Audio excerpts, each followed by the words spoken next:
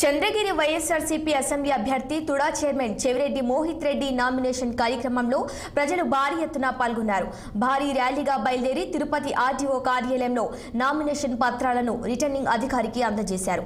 Nomination ర్యాలీలో TTD chairman Bhumana Karunakar Reddy, మంత్రి రోజా, MLC doctor సిపాయి Subrahmanyam, Chittoor MP అభ్యర్థి రెడ్డప్ప, ప్రభుత్వ విప్ చెవిరెడ్డి భాస్కర్ రెడ్డి హాజరయ్యారు. వీరంతా ప్రజలను ఉద్దేశించి ప్రసంగించారు.